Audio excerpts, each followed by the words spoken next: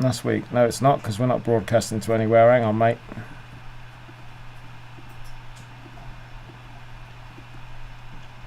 There we are. Howdy, folks. I hope you're well. Apologies for the slight delay. We had a little Skype issue, which we fixed, but we are all good now. Using the same system as last week, but in addition, we are broadcasting on Facebook Live, both on Racing Pigeon International's page, on Racing Pigeon International's group, on my own timeline, on YouTube, on Periscope. We're broadcasting live all over, and this is the new future of RPI TV. Now, I've been excited, genuinely excited, about tonight, because we have got an epic show, and we've got Gary Tomlinson on, and Gary's going to be talking about the A to Z of widowhood, essentially. The show is entirely dedicated to this one topic tonight. You can ask any questions that you want. We will put them all forward to Gary. Before we start, let me say that get ready for a bit of a longer show, right? We're expecting, normally shows last between an hour and a half. We're expecting this show to last longer. So get your tea ready, get your beer ready, get your whatever you've got ready. Make sure you've got your toilet break sorted. You don't have to go off. If we may actually just have literally a 2-minute break or something. We might have a 2-minute break. We'll gauge that. We'll see how it goes. But I think all of us may need a 2-minute break. But again, be prepared that this is going to probably be quite a long show, because it needs to be. So, without further ado, and no more waffling on, let's bring Gary on. Let's get him on. And he's on. Gary, welcome, mate. How are you? I'm good, thanks. Good. Very good. I know I was with you briefly yesterday. I know you've been looking forward to it. And as we talked about, I just spoke a minute ago, it's going to probably be a bit of a long one. For good reason, because you've got a lot to tell. Now, for those of you, if any of you are watching, and we've got a lot of people watching, we've got some great amounts of people watching, and this is the difference now with this new systems we're using. I can see we've got 28 people watching on Racing Pigeon International's Facebook page. We've got 4 people watching on YouTube. We've got 24 people watching on my own timeline, 20 watching in the group, and 15 watching somewhere else. So it's all good. We've got a lot of people already watching. So tell us what you're going to be talking about tonight. I'm going to be talking about racing cocks on a full widowhood system, to include from pairing the pigeons up, treatments while coupled together, right through to preparing them for the first race, how to bring widowhood cocks back into form, how to produce them for a big race, nationals, etc. Full medication program, nothing kept back, not a thing. It's all out there. But what I will say is, you have to have the pigeons as well. You can have the method, you can have the feeding system, but you must have the pigeons. If you're using widowhood already and you're happy with it, don't change if it's not broke. I'm only trying to give the novice fancier who wants to fly the widowhood system some idea how to do it. And if you follow this procedure, trust me, you'll be successful. A few more fancies this year have helped out, and the results have improved 100%. So it's a tried and tested program. I'm not saying it's the right program, but it was right for me, and we did very well with it. There will be a special mixture for example, for the corn, because widowhood consists of 4 main ingredients: pigeon. The feeding is crucial, exercise, and health. So I'm here to cover all that, and I'll start whenever you're ready. Cool. One thing I want to say before we start is that you have to, people perhaps that are watching this, because we have got new audiences watching and what have you, people that are watching this that perhaps don't know Gary, and a lot of people in the UK know Gary, but if you're watching this and you don't really know who Gary is, Gary's a previously successful, very good successful racer. But here's the key: he no longer races. He runs a very successful one-off race in the UK called Who Dares Wins. You can see it behind, but he doesn't actually club or fed race anymore. So a lot of what Gary's going to be telling you tonight, you won't get successful people that are racing actively telling you this stuff. And this is why it's so powerful, because Gary's got zero reason to hold anything back. Everything Gary's telling you is what he does for his own Who Dares Wins race, but he's never going to competitively race again.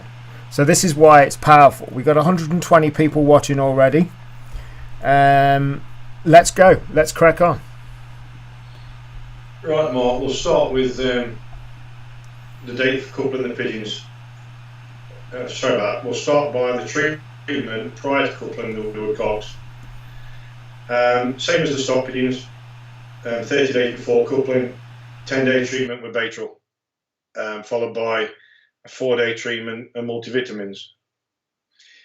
I always used to look to coupling the pigeons anytime after Blackpool, so anytime between the 21st, 22nd of January up to the end of January. If we had yearlings coming up from the young bird team into the widowhood loft, so there was untried as yearlings, the eggs from the stock pigeons would be floated under them. If we had successful pigeons on widowhood the previous year, they would be allowed to rear their own youngsters. All the widowhoods was allowed to rear 1 or 2 youngsters. So we'll start with a couple of the pigeons. We'll say, I don't know, 27th, 28th of January this year. So you want to be laid up by the second week in February. So if no laid in 14 days, then you need to split them, unfortunately. But if the pigeons are healthy, the hens aren't too fat, you should have no problem with the hens laying. Once they've been sitting around 10 days, we give them a treatment with for canker with ranitazole. This would be a 5-day treatment. The hens are exactly the same as the cocks. There's no difference. Once the youngsters are chipped out, they'll be treated again at around 10 days old with ranitazole again, or flagyl, an alternative canker treatment. And once the youngsters are around 21 days old and the cocks are starting to look at the hens and drive them back to nest, then we take the hens away and the cocks are allowed to finish rearing the youngsters on their own.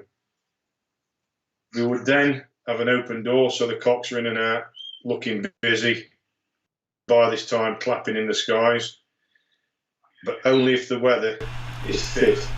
Don't turn them out just in any weather, waste of time, don't know if the airs are full. Once we take the youngsters away, we get a 5-day treatment for ornithosis.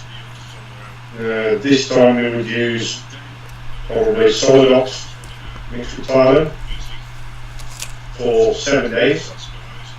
Again, followed up by 2 days of a good multivitamin or Herbicol, something like that. Once the cocks are exercised, the youngsters are away now, the boxes are locked off, the nest balls are turned up, cleaned away, new nest balls in, new nest balls in, balls turned upside down, but kept in the loft. Once the cocks are then flying freely around the loft for, I don't know, at least 20 minutes, but looking active and looking busy, up and down, cracking up and down, and you can tell if your pigeons are healthy or not, and they wanted to do it or not being forced to do it.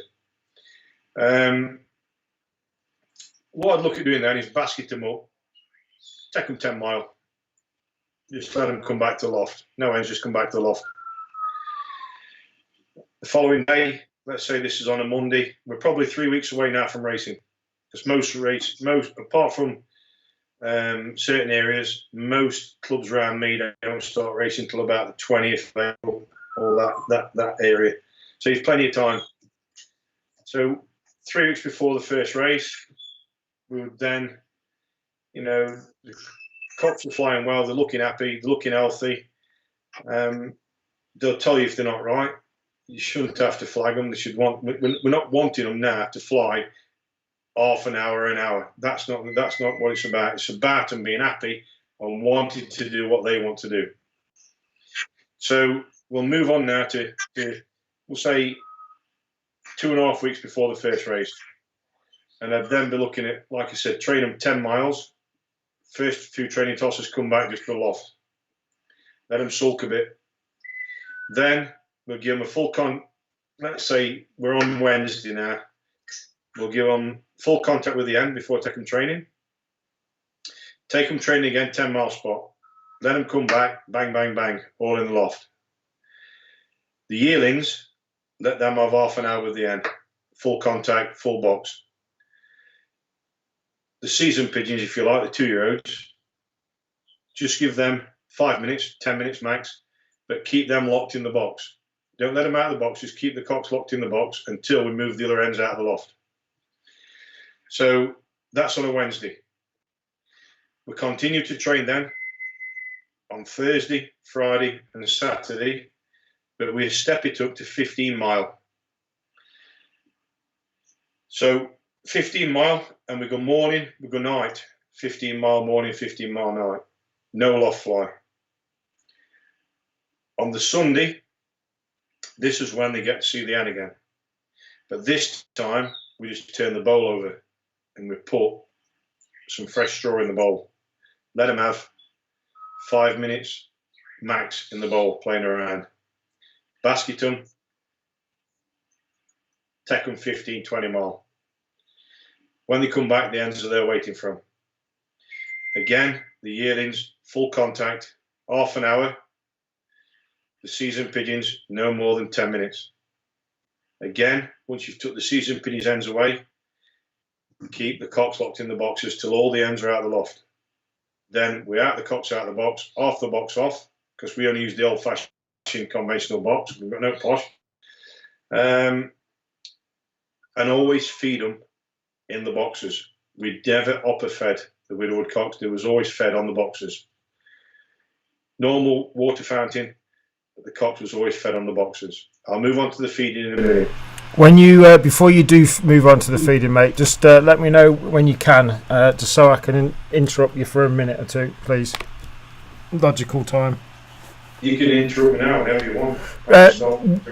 Just a couple of things I wanted to say. Please, although we're broadcasting over all of these different channels now, please remember to share. We want as many people seeing this as possible. At the moment, I can see it's got 78 people watching on Racing Pigeon International's page. We've got 6 people watching on YouTube. We've got 31 people watching on my own timeline. We've got 18 people watching in the group. We've got 13 people watching on another page on Facebook. In total, we've got 140 people watching. So please share it with anybody that you want to. Or if you're watching this on it, wherever, share it as best you can. We want as many people to know this information as possible. At certain times, we're going to be firing questions in from the audience. So if you've got questions, I'm monitoring the questions and I will be putting them questions to Gary at the right times when there's little gaps in all the information that he's sharing. We've got a lot of people watching and it's great to see. We've got people watching from all over the world as well, which is even better to see. So like I said, If you've got questions, fire them up. There might be a bit of a delay in me asking the question because we've got so many, and because I don't want to interrupt Gary too many times because we want to get that information out there. But fire in your questions. Every single question that's asked related to this stuff will be relayed to Gary so that he can answer them to you. So I'll let you crack on, Gary. Thanks. Right, we're moving now to 2 weeks before the first race. Okay, this is when I would treat them for canker again. Excuse me, I'd start the treatment on Sunday, and they'd be treated Sunday, Monday, Tuesday, and Wednesday. And then they'd be treated with Rinidazole, followed by 2 days of multivitamins. Then, throughout that week, although they're being treated, would still continue to train morning and night, but only show the ends twice per week. Usually that would be on a Tuesday and a Sunday. So continue the training, but by which time now I never took them further than 22 mile. 22 mile I found were the breaking point, if you like, in the federation. This is where the racers won, the last 22 mile.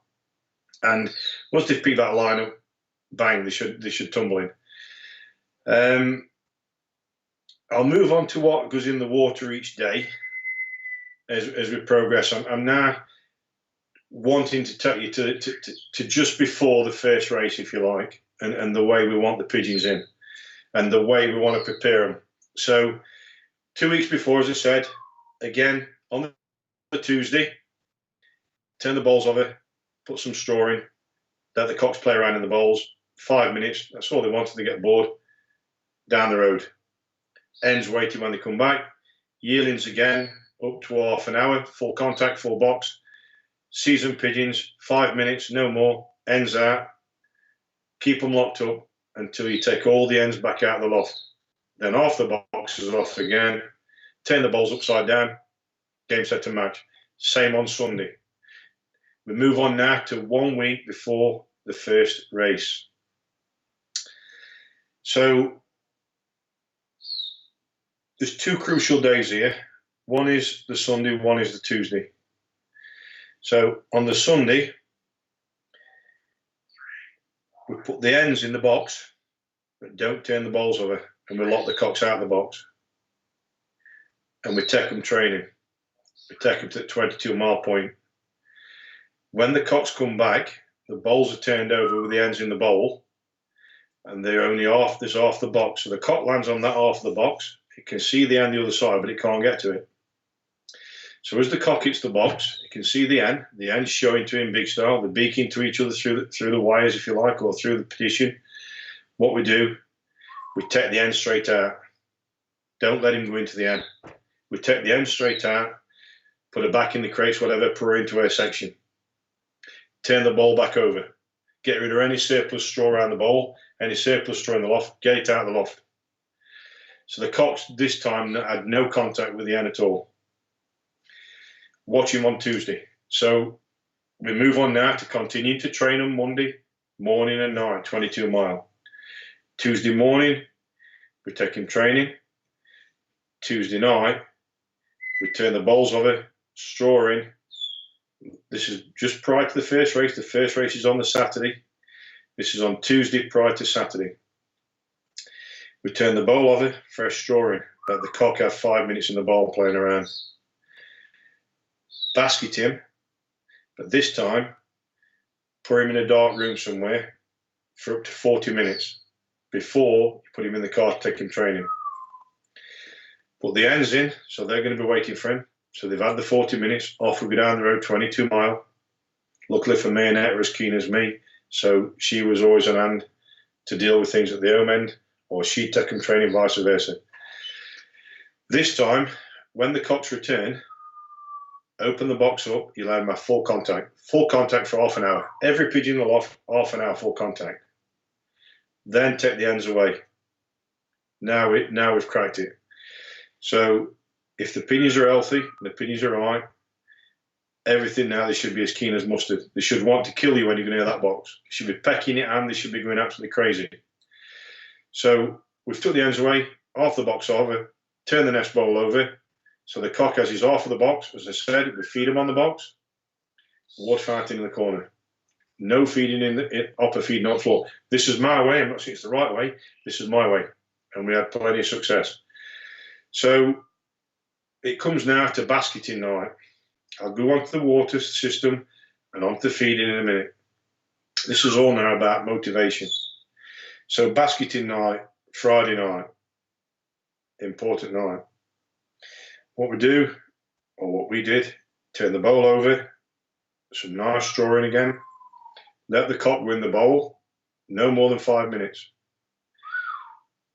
What we did then, we walked in with a basket of pigeons. Didn't do what we did before, just having the ends wait for them, walked in with a basket of pigeons. Lift the lid off, let the ends fly out. As soon as all the ends have gone in boxes, don't matter if one cock's got 3 ends, whatever, them cocks know that them ends are in that loft. Basket the cocks, bang, bang, bang, bang, bang.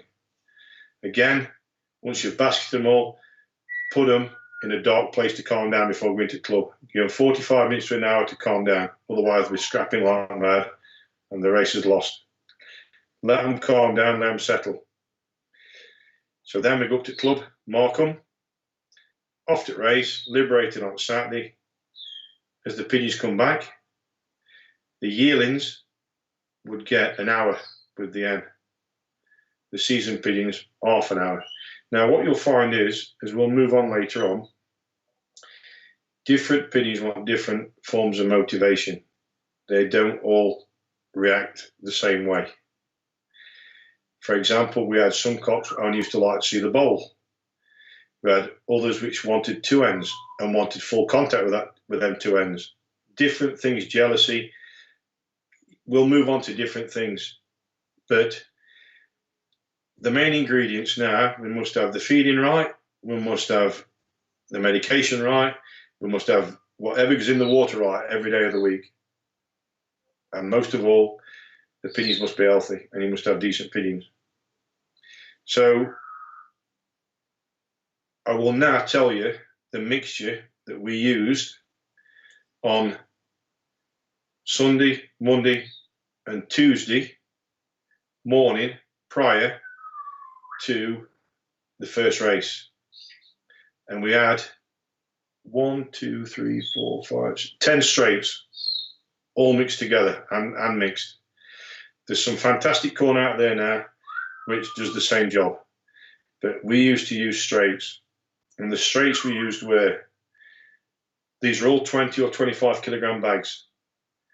1 bag of mung beans, 2 bags of paddy rice, 1 bag of buckwheat, 1 bag of plain canary, 1 bag of groats, 1 bag of black rape, 1 bag of linseed, 1 bag of hemp, 1 bag of safflower, and some ground peanuts, which are for human consumption.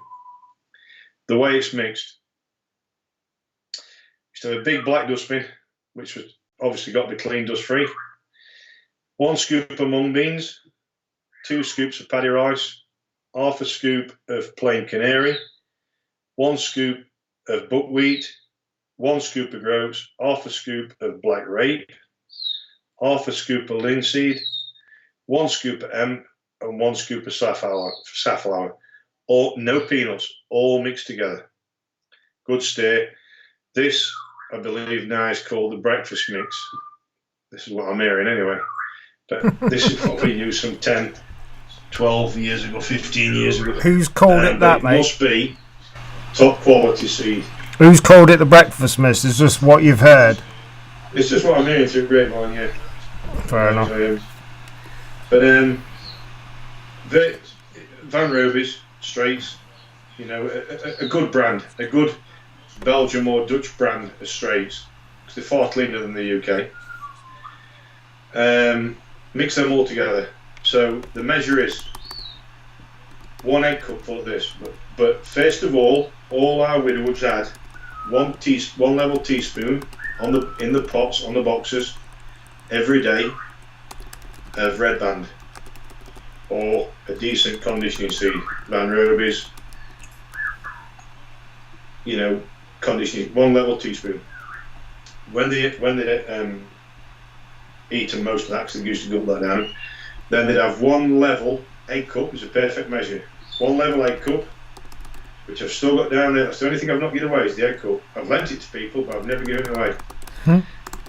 1 level egg cup full of the breakfast mix, if you like, of this seed in the morning.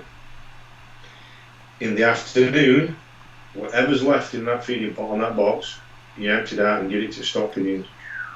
Took them training, come back, another 1 level egg cup full of the breakfast mix. So we're now on to Sunday night. Same procedure Monday morning. Anything left in the pot, empty it out. Monday morning after the flight, after the training, they came back to 1 level teaspoonful of red band, followed by 1 level egg cup full of the breakfast mix. Evening time, exactly the same feeding again. Tip away the excess corn, refresh with the new egg cup full of the breakfast mix. Tuesday morning, exactly the same, the way we went training. Come back, 1 teaspoon of red band, followed by 1 level egg cup full of the breakfast mix. Tuesday night is when, well, Tuesday afternoon is when we took them training to come back to the end for the first, prior to the first race. So this time, they come back to the end, full contact, leave them 10 minutes after taking the ends away to calm down. Then we give them another level egg cup full of the breakfast mix. Wednesday morning, this is when we step them onto the Widowhood mix. So to get the best, I always used to mix 2 Widowhood mixes together. One would be the best of Van Roby's, well, Tuesday afternoon as well, when we took them training. One would be the best of something else, which could be Bayers, it could be Lager, whatever's your choice. Van Roby's was my choice, so therefore that's why I use Van Roby's. Just to interrupt you guys, so I am seeing your comments coming in. Sorry about that, Gary. But my little system, there's one little thing that's not working right on this new system, and that's all of the comments from all of the different channels we've got should come into one window on my computer, so I can see comments from all over. But that's not happening, so I'm having to monitor all of the different channels we're broadcasting across separately.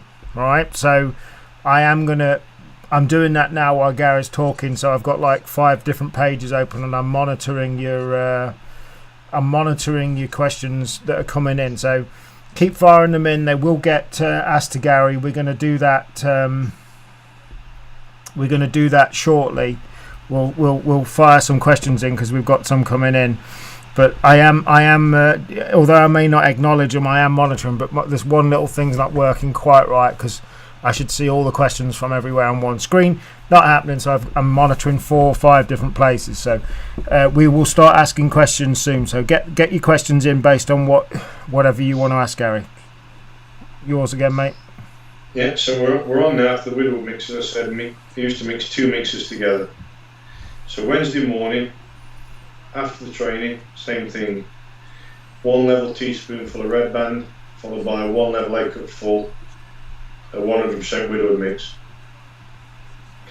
Wednesday afternoon, exactly the same, 22-mile training, come back, refresh the corn, get rid of the excess corn, and it's 1 level egg cup full of Widowhood mix again. Thursday morning, exactly the same, 1 teaspoon of red band, 1 level egg cup full of Widowhood mix. Thursday night, changes again. Thursday night, we give them an energy mix. So I used to use, it's now called Top Energy. When we were racing it wasn't, it's been replaced by Van Roby's, now it's Top Energy. They also have got a nice mix which is called a Sport Mix. Bear in mind, I'm not trying to sell you any corn, I'm not trying to sell any products. I'm only saying, this is what I used to do. So Thursday night they'd be given, we'd start with an egg cup full of Top Energy, rich in carbohydrates. Once they'd eaten that, I'd go back after about an hour and I'd top it up again. This would be a big feed Thursday night. This is for sprint racing now. This would be a big feed for Thursday night. And you usually find that another half egg cup full is enough. So Friday morning, no training. The birds don't go out at all. So Friday morning, same again, we empty the excess corn out, teaspoonful of red band, let them, after about 20 minutes, go back in, level a cupful of top energy or a rich carbohydrate mix. You'll probably find, if the pigeons are right, they'll eat hardly anything. 12 o'clock, go in the loft, tip all the corn away, so there's no corn in the loft whatsoever. Like I say, if the pigeons are right and they're fit, then you'll probably find they'll eat next to nothing. Now the crucial part, Friday prior to the first race, which is obviously when we introduce the ends. As I said, different cocks respond in different ways. You'll find that as you go along. If you get a cock that likes his bowl, then we used to have one called Pierre. Once you jumped in that bowl, he'd peck a lot on you. You only wanted 30 seconds in the basket. You went, always the first pigeon to be basketed. We used to have another one, 57, he used to like 2 ends. If you give him 2 ends, he'll pretty much mustard. You get that, you get 2 races out of him like that, then he'll finish. You've got to bring him back in 3 weeks later. Like I say, different cocks, different ways. You'll find with yearlings, they probably need more end than what the season pigeons do. But first race, we used to walk in with a basket, lift the lid off, let the ends fly out, and every 5 minutes, some cocks didn't know their end were there, but they might have gone in a different box, etc. That was the motivation. Basket them, away they went. If they're healthy, you're 2/3 of the way there. So they've been fed right, they're all ready now. Away they went to the race, and the ends will be waiting for when they come home. As I said, the yearlings, they get an hour, they might get even more than that. But the season pigeons, no more than half an hour there. The ends will be took out again, but they would not go out of the boxes until all the ends are out of the loft. Now we'll move on to the water and what went in the water. I'll give you the breakfast mix, now move on to the water. Let's hold there a minute, let's get some of these questions done and comments done, if you don't mind, mate. Because no problem. We've got, collectively, we've got about 180 people watching. Again, it's a little bit different because we've got different people watching over 5 different channels, which is pretty cool. So again, if I've missed any of your comments, apologies. It's just one thing that's not working right. I should, in theory, see all the comments coming into one place, no matter where they're coming from. I can't see that for some reason, but everything else is working good, and the main thing is that you can hear Gary. So, as I said, I'm going to go through the different channels as we see and pull questions in from them. So Tom Powers wants to see the egg cup. Down his shop. There's plenty of people in the club seeing it anyway. In fact, I lent it to one lad in the club this year, and actually his performances have improved 100%. He's watching tonight, actually. He probably might say, yeah, they have. Pat Lowe's at work, but he's watching. Peter Wellington's in New York, USA, watching.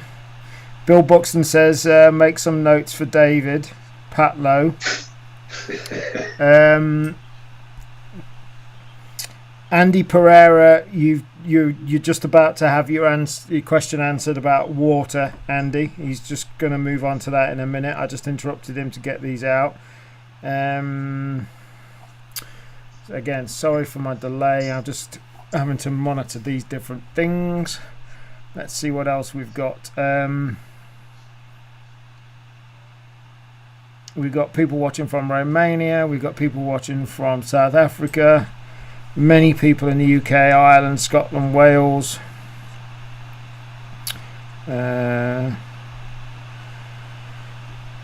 It's a sideways question, but Gabriel Geraldo asked, can American birds participate? I don't actually know.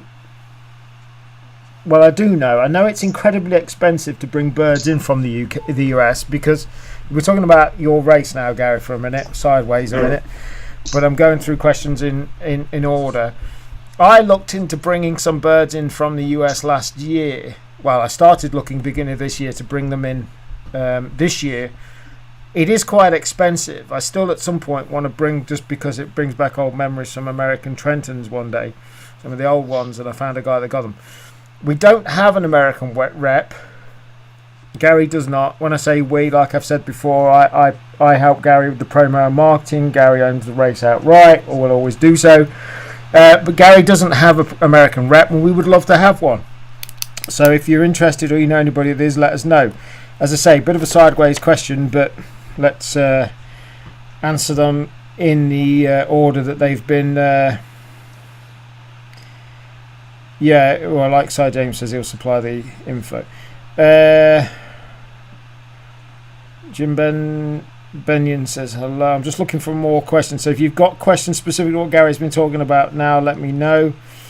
Frank's watching in from Dublin. Stephen O'Brien says, Gary, you're off your head. This is a joke. This is the level of detail you were going into, I think he means. I don't think he means you're off your head. But he says you're off your head. How many wins have you won not using this system, Stephen says? I think he means off top of your head. How many first have you won using this system? Yeah. Yeah, I think that's what it means. Hundreds. Including top in federations, etc., etc. For example, at the club that we raced in years ago, they're still members of the club now. My dad's life president and life chairman, and it's a great club. It's just a shame that we had some top fanciers come in the club thinking they were going to dominate. Unfortunately, they got 2 years and they pissed off down the road and joined an inferior club. The club that we raced in the Stronghold was sending between 5 and 6 years a week, racing and I'm talking now, 20 years ago, 15 years ago, we were racing for between 150 and 200 a week pool money. So you can see we're a strong club. But we had all your top guns come in, seen them all off one by one. So yeah, one man hit first, but so did other people. That was competition, race against the best, and that's what it's about. I could have gone up, I couldn't have gone up road and joined the inferior club because they wouldn't have us. That's Pigeon racing on the old, isn't it? Sure is. Stephen Morgan says, would the Van Roby's turbohydrate be good use for the breakfast mix? Also, what is the feeding for Saturday race day? I missed the Saturday process. Oh, we didn't get as far as on the feeding on the return from the... Okay, so that'll come. What about the Van Roby's? I assume he means... I wouldn't use turbohydrate as a breakfast mix, no. Turbohydrate is more of an energy mix. I won't say no to using turbohydrate for Thursday morning, Thursday night, and Friday morning if they want to eat out, I'm just smiling. Thank you for that. I'm just smiling to myself because Tom Power says, "Off the top of your head!" ! Many times. Off the top of your head, your hair's left the top of your head. Always the comedian, Tom. Andy Pereira says, "Do you use red maize in the mix?" Only if it's in the corn. I've nothing against red maize. If it's in the Van Roby's corn that we used to feed, or whatever I mixed it with, maybe Bayers, it may have been Versalaga. It was just two good quality Widowhood mixes. But Van Roby 39 is the bee's knees. It's the dog's bollocks, if you like. Okay. That just wants mixing with a little bit of something else, so we get the best of both. Paul Cunningham says, "What time do you feed Friday morning?" Oh, that's a good question actually. Probably 8 o'clock. Try and keep the feeding times, if you can, roughly the same every day. So I usually start train early in the morning, so just come off nights and take them straight away, and then I'd get them in for us, and she'd be in charge of the feeding. So if we said roughly around 8 o'clock, and then go in at half 11, 12 o'clock, we'd probably not have anything at all. just empty the pots. If they've decked nothing, you know the pigeons are right. Okay.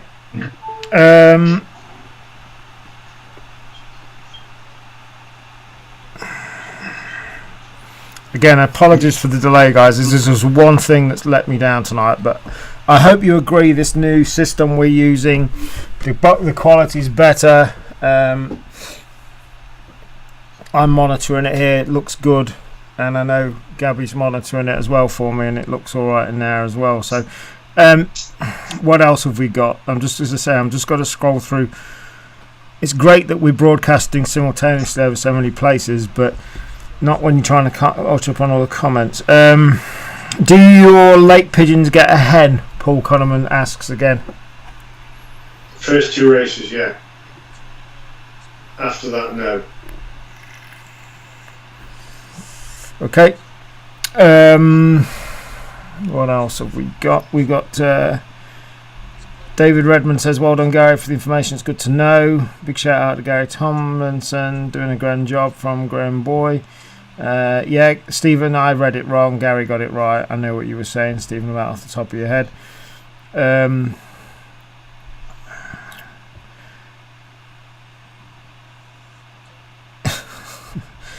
Christian McCarthy. See, Christian, you post things like that. I've actually got to read that, and then I'm thinking, shampoo, pigeons. Gary, he says, Gary, do you use a 2-in-1 shampoo and conditioner or separate? Many thanks, Christian McCarthy. It's not 21. What's Gary's thoughts on feeding peas on Widowhood? Stephen O'Brien asks. I think we've moved on from the peas, beans and tares of years and years ago. The old-fashioned fanciers would still be swearing by them, but the modern day, I mean, years and years ago, let's remember this, 20 years ago, what pigeons weren't home on the day were lined up like soldiers on the top of the loft next morning. We now have the modern day pigeon, which in peas, beans and tares pigeons anymore. These pigeons are like athletes, with carbohydrates, etc., etc. So I would have no problem feeding peas because they're full of protein, but you'll find that a mung bean has got far more, one mung bean, which is as big as a pinhead, has got far more protein in it than what a maple pea has. Fair enough. That's interesting.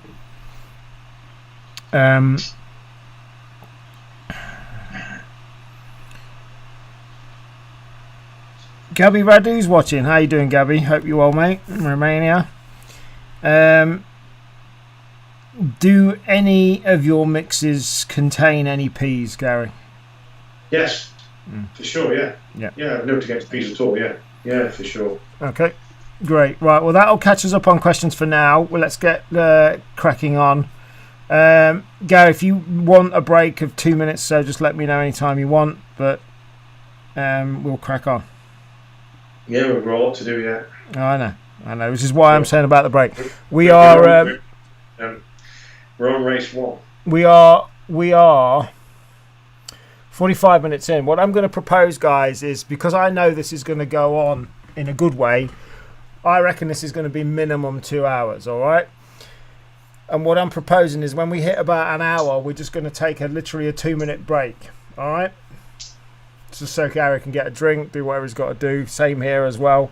So, but in about an hour, into an hour, so in about 15 minutes time, we're just going to take a 2-minute break. In my experience, we actually get more people while we're having a break watching, and it doesn't affect as many people watching it. But considering this could go on, it could go on longer than 2 hours, which is great. Gary's already said he is prepared for this to go on as long as it takes. So this is an open TV show tonight, as long as it needs to. But that bearing in mind, I think it's only right to have a couple of minute break, probably every hour, which I hope you're all right with that, guys. So crack on, Gary. I'm keeping monitoring questions. You're doing a great job. You're doing a great job, Mark. So I want to be at that, and I'm happy to sat here. We need a producer next. That's the thing. It's anyway. Go on, mate. I'll get rid of my face. So Saturday now, the pigeons returned from the first race. Okay. So if you remember, we treated them for ornithosis 3 weeks prior to the first race. So they've returned now from the first race. They've had the end, full contact with the end. We've took the ends away. What we've done then, we've got on depurative with buttermilk on the corn. Natural probiotic from the supermarket, 45p. So they'll get an 8 cup full of depurative, roughly around about, depending on the liberation time, but let's say they're liberated on a normal time. Most, probably not all, but most of the birds are home. Everything's done at 4 o'clock in the afternoon. They will get an 8 cup full, heaped 8 cup full, I might add, of depurative. Now, it will be, again, a good brand of depurative. I don't like to keep saying Van Roby's, because you'll use whatever corn you want. But mine were Van Roby's depurative, nice and clean. Again, like I said, with buttermilk on. In the water would be electrolytes. On the Sunday, I would then be treating for canker after the first race, and they would get a 3-day course of canker, using either Flagyl or Renidzol, either one of them 2 products. So that would be Sunday, Monday, and Tuesday. We'll go back to feeding on the Monday morning, same as the previous week. They only had the depurative for Saturday afternoon and Sunday morning. Sunday tea time, they had the breakfast mix again. Monday morning, also on Sunday tea time, weather permitting, they'd have a bath, loft doors open, the pigeons are allowed to do whatever they want, under no stress whatsoever. You'll find the pigeons, if they bang on and full on it, they'll be cracking up and down. You know, just let them do what they want. Let them relax. The hot bath were there for them. On Monday morning, same again. They're in the basket again, up the road, 22 mile, and feeding exactly the same. Teaspoonful of red band, 8 cup full, level 8 cup full of breakfast mix. Train again in the afternoon. Same feeding again as the week before. Everything exactly the same, but as I said, there'd be Renidzol in the water or Flagyl in the water. Up until Tuesday. On Wednesday, the feeding would be, as I said, forget the feeding because you've already got that. We're on Wednesday now, where we're back on the Widowhood mix. Exactly the same as the previous week. But on Wednesday, in the water, would be a good multivitamin, following up the medication. They would have the multivitamin on Wednesday and Thursday, clear water on Friday. All our water was, even if the pigeons had plain water, it all stood for 24 hours. They were never given neat tap water. All the water stood for 24 hours, thus no chlorine. There is products out there now to reduce the chlorine levels in water, and I do believe that, as we said, the pigeons have moved on. The things, you know, it does work. One thing I have missed, and I've just seen a comment there come up, and it's an interesting comment. Widowhoods like to be warm. The warmer the loft, the better they are. So our widowhood loft, for example, had no vents in the bottom at all. The vent only came in through the top, through a false top. So the ventilation went straight over the top of the pigeons. No air coming in at the bottom and out through the top, because I believe the pigeons don't like that and it's cold. The ventilation just went straight over the top of the heads of them. And how we found that this was what the pigeons wanted is, me and my father, we had a loft for about 22 years, and this loft had a false top in it. And we got a few quid, you know, as you do, you move on. As I said, we never had a pot to piss in, but we got a few quid. And we went to Doncaster and we bought a new loft, a new 24-foot loft. The absolute bee's knees. We're all at noon. Oh, watch these pigeons race to this. That year we couldn't buy a prize. So we were flabbergasted. using the same feeding system, watering system, everything, but couldn't buy a prize. We're 2 and 3 minutes behind the winners, if not more than that. So we said to each other, what's wrong? And we looked at the old loft and looked at the new loft. And what the difference was, the old loft had a roof, this one didn't. So we got some accurate props. We lifted the old roof of the loft in one, and we raised it by a foot.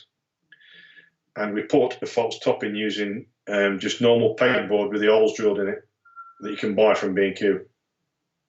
Following year, pigeons were banging, absolutely banging in again. So that's how we knew we had the ventilation wrong. As I said, widowwood is a fine line. Everything has got to drop into place. So we got as far as, I've gone off to that, as far as Wednesday and the multivitamin. So multivitamin Wednesday, multivitamin Thursday. You'll have there's millions of multivitamins out there. I'm not trying to push out on anybody. Use whichever one you want. Friday is a big day, as we said. No exercise at all, no training. Do the same with the ends as you did the previous week. More so for the yearlings, but do exactly the same. Once you've bashed the cocks again, put them in a dark place to calm down. Away they go. Same procedure. Same procedure on Saturday on return is the depurative with the buttermilk on. But this week we will then treat them for respiratory. Are you there, Mark? I think we've lost, aren't we?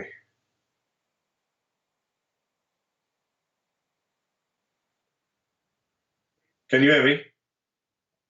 Right, so I've lost the picture, that's all.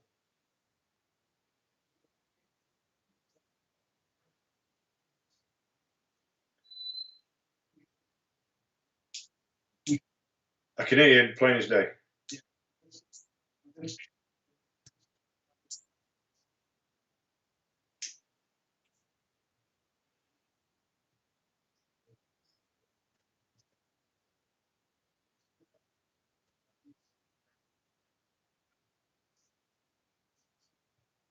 Keep going, mate. Yep. Just seems strange in a picture. That's all. Let me try and get the picture back. But yeah, you're still on, mate. Keep going. No, it's okay. I'm not worried at all. So yeah, we're at the end of the second race now. So on the Sunday morning, we're putting in the water this time a treatment for respiratory. So this time I changed things. It would be erythromycin, which is a bit of a multi-purpose antibiotic, but it's aimed mainly at the respiratory tract, and that would be mixed with Thailand. And you get that again Sunday, Monday and Tuesday. Wednesday it'll be back on the multi-bits. Same feeding as the previous weeks, right through to Friday. Training again exactly the same weather permitting. You know, northeast winds leave alone. Peaky days, by this time, 3 races in, the weather should be looking superb. You know, should be getting better weather. And then again, we do live in England, but should get some decent weather. You can see me now, Gary, can't you, mate? Sorry. No, unfortunately, no. No. No, I can, yeah. So one of my cameras has gone down, mate. But let's keep tracking. Nobody needs to see me tonight anyway. It's only your face they need to see. Yeah. We're 3 races. We're on the 3rd race now. You know, you will now have started to have 1 or 2 pigeons showing a bit of form, and if you've got different pigeons coming in, think that's superb. You know, you've got a good team. But you probably have the same few pigeons coming to the fore. You then need to start thinking, there are only 2 races in. Start thinking of what you're going to be looking for national racing or for the channel. So many times I hear people say, this pigeon's won nothing on land, it's going to France. I'm saying it to lose it. Sorry, but I don't agree with that. It's not my way at all. You will get the odd one which performs, but no, you need to show some form on land before I start thinking of that. So 3 races in, this is where things change. We now need to start looking at different motivation tactics. So, because we'll just sail out, as we will call, we sail after 3 weeks. Some won't, not all of them, but some will get fed up after 3 weeks. So, for the 3rd week, I'll just try the bowls. Bowls only. Turn the bowls over, fresh straw in, no ends. 7th race. When they come back from the race, give them all the ends for an hour. Take the ends away. Again, the purity of buttermilk alcohol. On Sunday, we'll treat them for fungus, which at that time, there's a good product on market now from botanicals called Fungil. I find it very good, I'll be honest with you. You either put a spot on each pigeon's tongue for 3 days, or you can put it in the water. And we found it very good, because obviously we've used antibiotics now for the last 2 weeks, one for canker, one for respiratory. So we need to start looking at the yeast factors. So to eliminate the yeast, nice, that brilliant on the corn, or anybody going abroad, get that microstatin, get it dirt cheap. But although the chemists have clamped down now and mixed out with the corn. But that's what I do after the 3rd race, is treat them for yeast. Motivation wise, I don't want to move on to ends yet, but by this time, the 3rd race, I've been looking at introducing training the ends heavy and flying the ends heavy, because purely with the national racing coming up. But sticking with the cocks, which is what it's all about, is if they're still coming okay after 3 races on the motivation, etc., continue on the 4th race. But you'll be very fortunate after 4 races if the wind is still showing that they're interested, you know. So what, continue with the feeding the same. We'll go on to the 4th race. On Wednesday night about 8 o'clock, turn the bowls over, let the cocks over play around it for about 5 minutes and bring the ends in. Open the full box up. So you leave the cocks and the ends together. Train the cocks, on Thursday morning. Keep the ends locked in the box.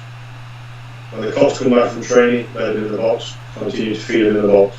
Obviously, you've got to give a little bit more caution, you've got to feed the end as well. So Thursday night, exactly the same again. Take them training.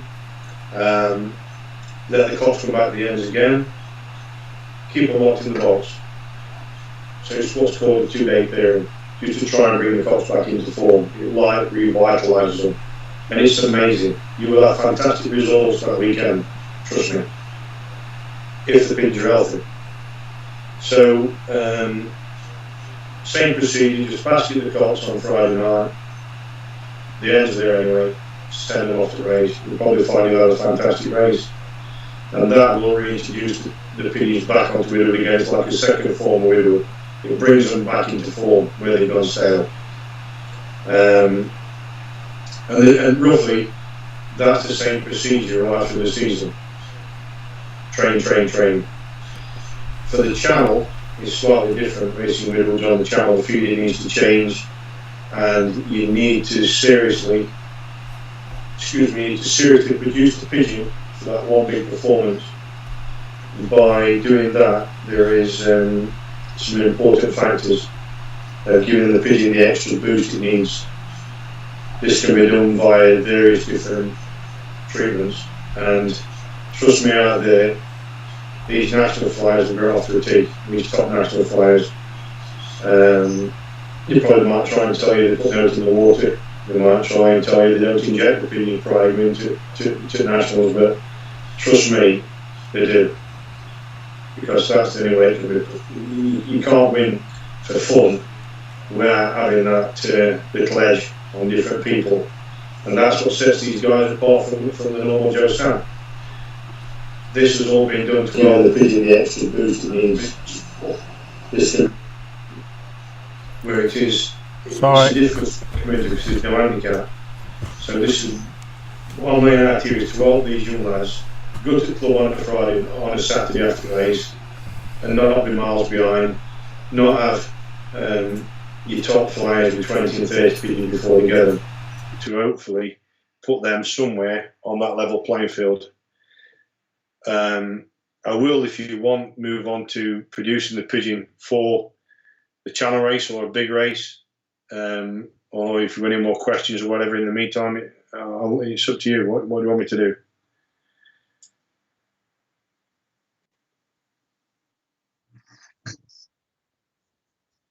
I can see why people have producers. Sorry, I had somebody say my phone was echoing. That's why I've killed my mic, which is why I was trying to talk. What we'll do is we'll catch up with some questions now. Apologies if people could hear. It's because I'm monitoring all these things. If could hear feedback and stuff. Again, new software, but generally the quality I think is a lot better, which I'm happy about. We've got 140 something odd people watching across all the networks, and it's really good. People are loving it. So let's catch up with some questions. What I propose is we're going to catch up with some questions,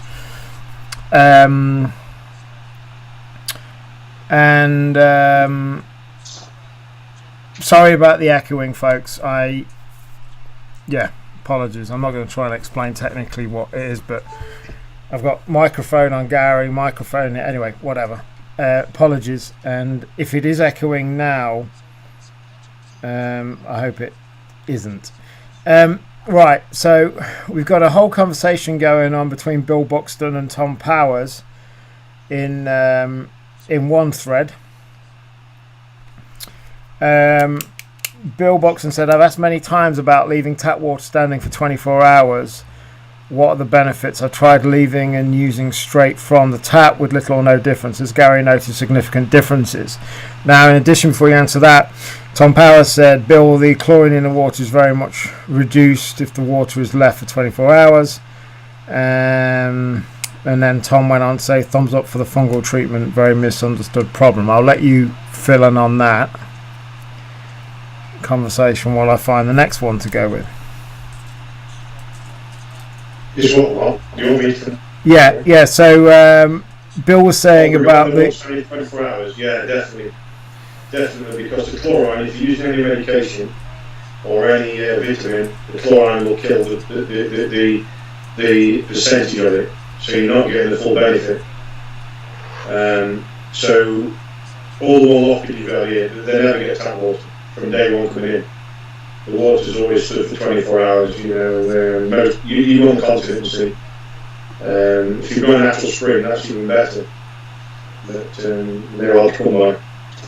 But yeah, 100% better with the water stood 24 hours. That's interesting. Where I'm at the moment, I've got a natural spring. Okay, so again, apologies for the slight delay on my end, guys. It's I can see why TV and radio people have producers now. It's interesting keeping up. Right, so Douglas Dobson asks, can you repeat feed for Thursdays and Fridays as he missed it, please, Gary? Yeah, no problem. Thursday morning, as I said, an 8 cup full of the 2 Widowhood mixes mixed together. Thursday evening, it's 100% top energy or an high energy mix, not high carbohydrate mix. And what I do is allow an 8 cup full, when they bet that, or most of that, we're going to give another 8 cup full. We'll want to big feed Thursday night. Friday morning, take whatever's left in the pot away because we're fed on the boxes. Refresh it, but you'll probably find that they'll eat very little at all on Friday. They're telling you that they're right for the job. 12 o'clock on Friday, empty all the corn out of the loft completely.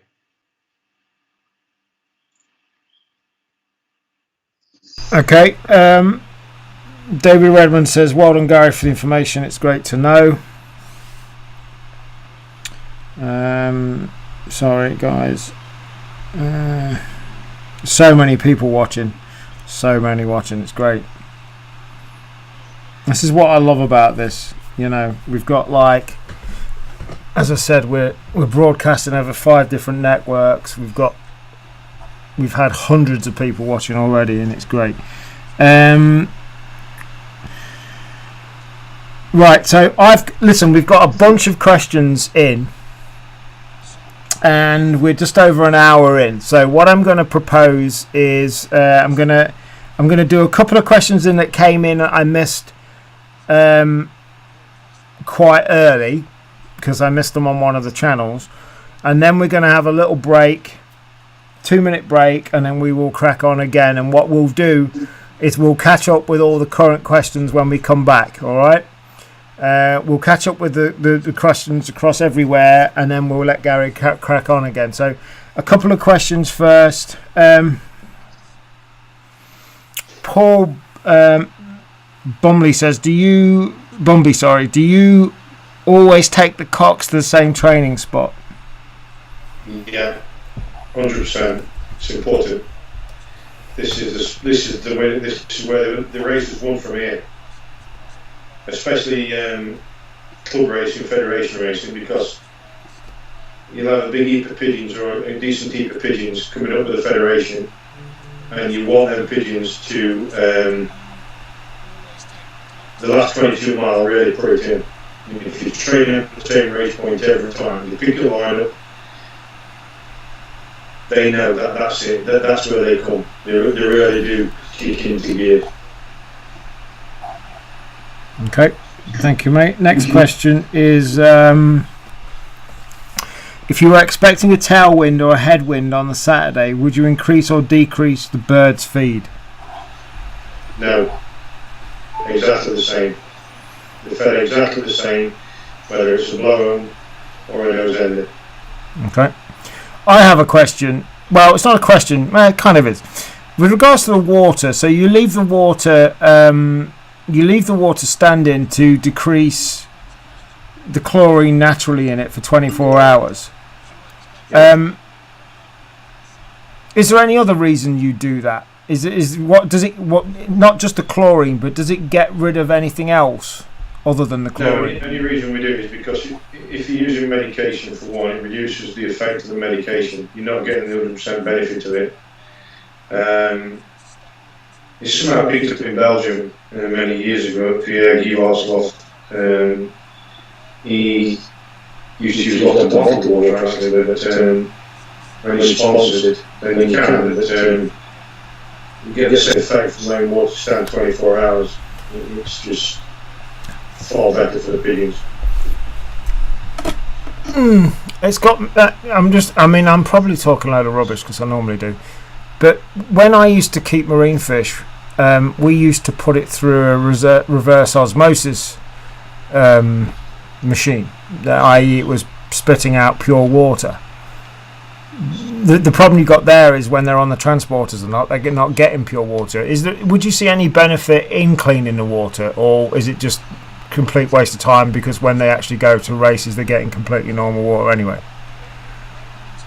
No, because what you're doing is when the pigeons see our birds, bit right or bit wrong, and someone will disagree with this, you're getting some sort of medication every 3 weeks, and most of the top flies out there are doing exactly the same. So we all know that people send pigeons on transporters what don't treat for nothing, and your pigeons are drinking out the same troughs as them, but they're only drinking minute bits. It's not so about the old birds, it's the young birds. So when they come back from the race on Saturday, you're not treating water milk on the corn, which is natural probiotic, and every alternative week, if you like, they're being treated for either canker or respiratory. And bearing in mind, these products don't just treat for that specific thing, like erythromycin, for example, treats a multi-purpose of different things. Ranitidine treats, mainly basic trichognosis, but it does cover other things as well. So drinking out of troughs on pigeon transporters if you're doing the job right on a Sunday, the pigeons will be healthy. Young bears is different. Cool. Right, guys, so we're going to have a 2-minute break. It's 20 past 9, let's call it. We've still got people tuning in as we speak. So we're just going to take literally 2 or 3 minute break, and we will be back here. Let's call it 4 minutes. All right, 4-minute, 5-minute break. So let's be back here at 25 past 9 if you're watching in the UK and Ireland. If you're not, whatever it is now, plus 5 minutes, we're going to be back here. So we'll be back here. We're not going away. The stream's just here. You're just going to see a nice holding page telling you to go and make a cup of tea, all being well. And you're also going to see a picture of me and Gary with the winner of the Who Dares Wins race from this year. So that's what we're going to do. And we will be back in 5 minutes. Catch you in a bit.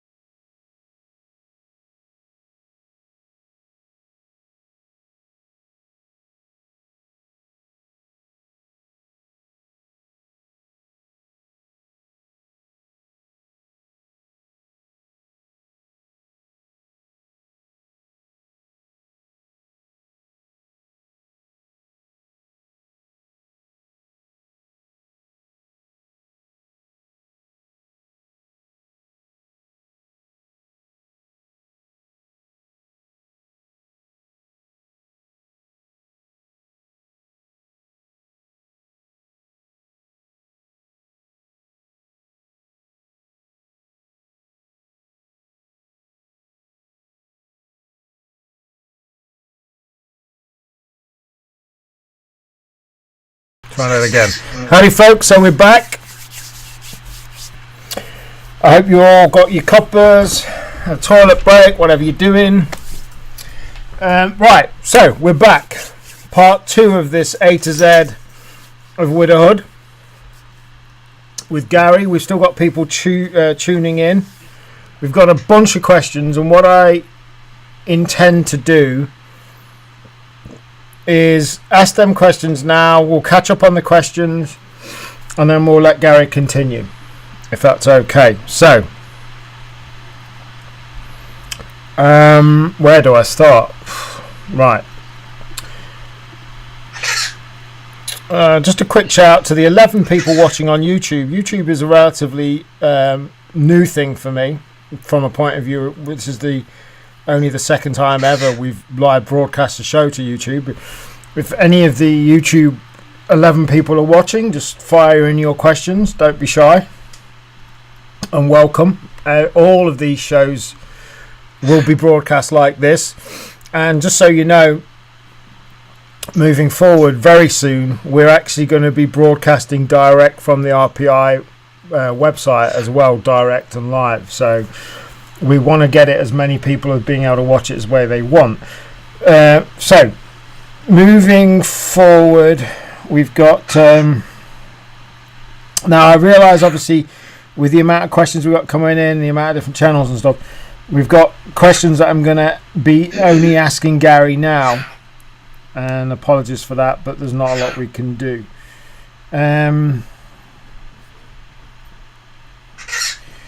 Sue Morgan says, would this system be as effective without any training during the race season, i.e. just loft exercise? Harry, shush. Also, the top energy the high fat mix with the red maize? That's from Stephen Morgan. Yeah, it is the top energies, yeah. Most leading corn merchants now, or brands, do an high energy mix. So you can use any one. I use top energy because I like anaerobic corn. What was the rest of the question? What was he asked about? He said, would this system be... Oh, a lot fine, yeah. Yes, because obviously everybody can't train. But I always found that if you can train because the pigeon will put far more effort in to a 20-mile training truck than it will kiting around off with a ball in its throat, clapping its wings, and they might disappear for 10, 15 minutes at a time and back. But the far more effort goes in for a 20-mile training task than it does flying around off for an hour. I understand that not everybody can train. So yeah, you will have the same. It's just my like I said, this is how I like to do things. Thank you for that, mate. Next one, we're pulling the videos from my own timeline, the questions from my own timeline at the moment. Bill Watson says, thanks Gary and Tom for your replies on the water. Right, we'll now go to the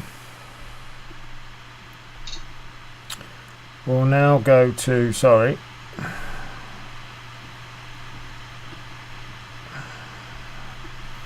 Apologies for a minute if you guys get feedback. Nothing I can do about it. I just got to quickly go to another thing. The beauties of... see, this is where I need an able assistant firing me all of the questions.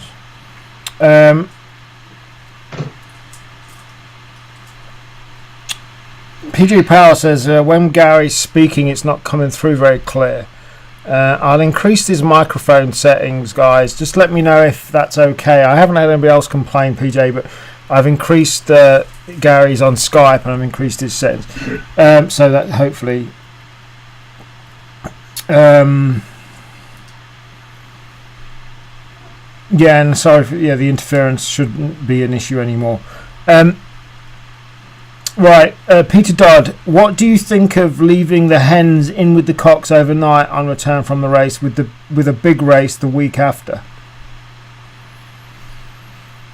I have note against leaving the hens in with the cocks overnight, but I've never done it with the big race coming up.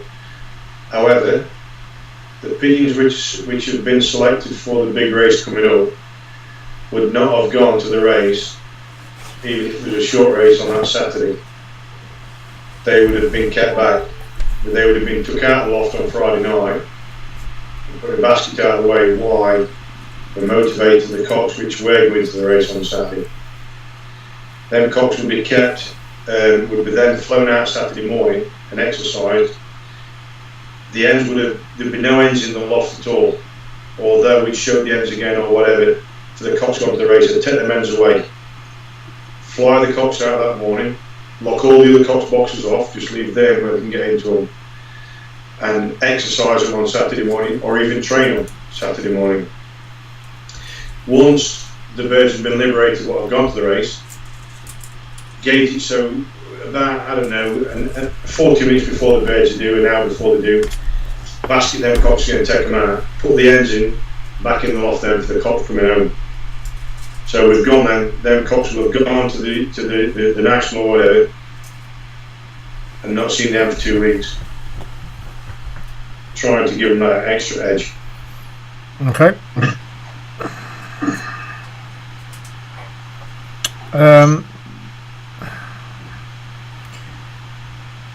What, Kenny Burns, what premixes on the market are the nearest to your own mixes, i.e. breakfast mix and widowhood mix?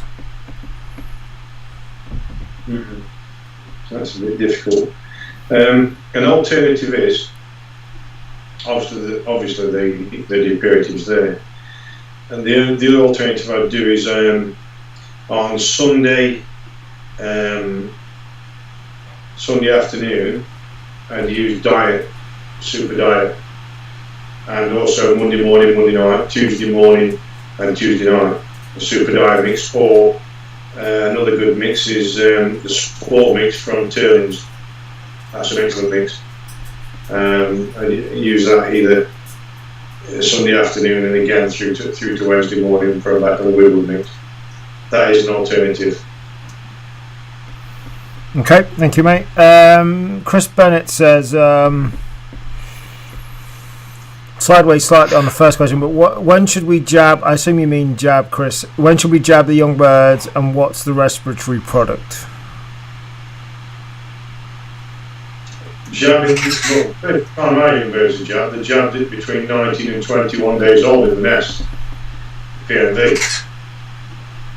There's various respiratory products because there's quite a few upper tract, lower tract. You've got lincospectrin, powder form. As I said, you've got erythromycin, you've got Solidox, Tylosin. There's an whole range of them out there. But the three products that I use, always mixed with, lincospectrin gets on its own. Erythromycin gets mixed with Tylen, and also Solidox gets mixed with Tylen. The Solidox, you cannot get it anymore with over 15% or alcohol. I get the 100%, which is 1 level teaspoon to a gallon of water, 5 litres of water. A heaped teaspoon of Tylen to the same gallon of water, mix them together. Young birds are exactly the same. Okay. Thank you, mate.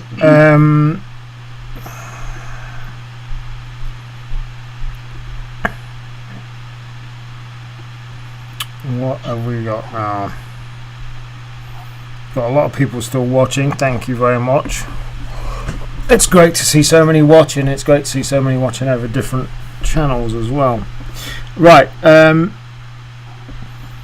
When catch up. Sorry, guys. So many channels. So many questions. Trying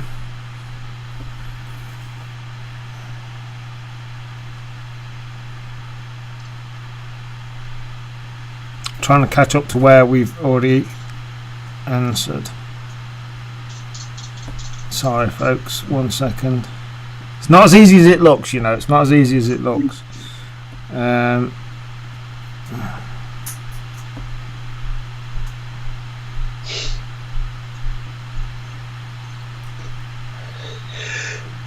Excuse me.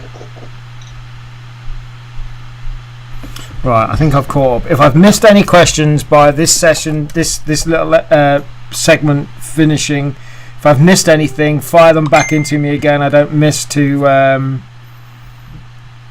mean to miss any, but just how things have gone with this thing. Right, so Carl Ford, can you race the hens too, Gary?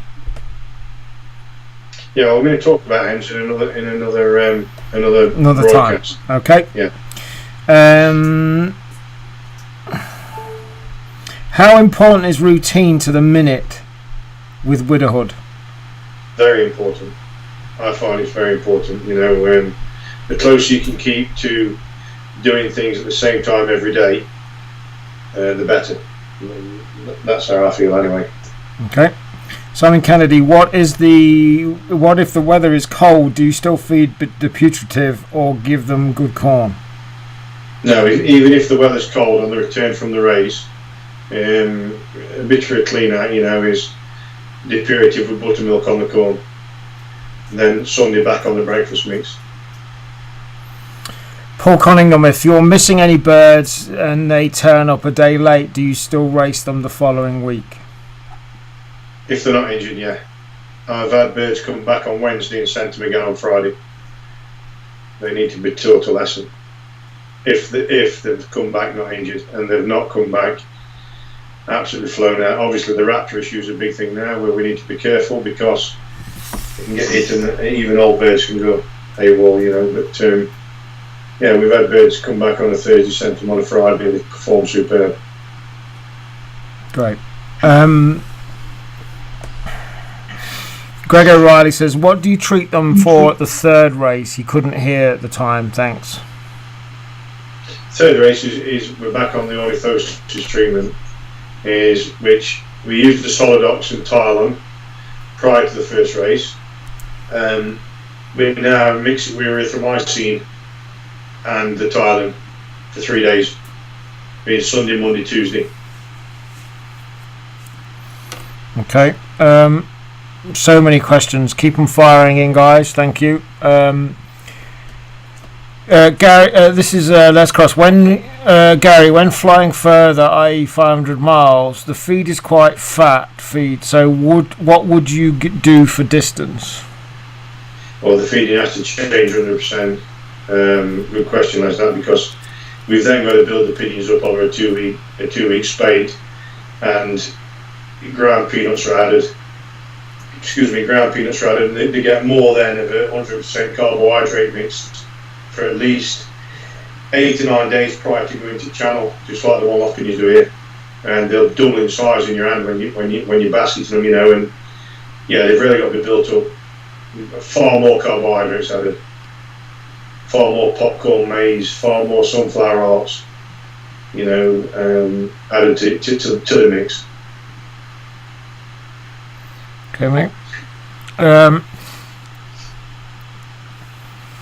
David Redmond says the thing in the bird's head was a big problem this year in young birds. Treatment for respiratory wasn't working. Can you ask Gary the name of the respiratory product again, please? Yeah, there's three kinds, because obviously there's different forms of respiratory, but then you've also got you can also give them a vaccination against it as well. We found that Solidox is a great product mixed with Tylenol. You've got erythromycin, and then you've got Lincospectin. All them three treat the respiratory tract in one way or another. But you can also get an ornithosis injection, which you can give as a boost after the treatment of, if you've treated for ornithosis, straight after, just give them a bang 0.5 mil of an ornithosis product. Okay, thank you, mate.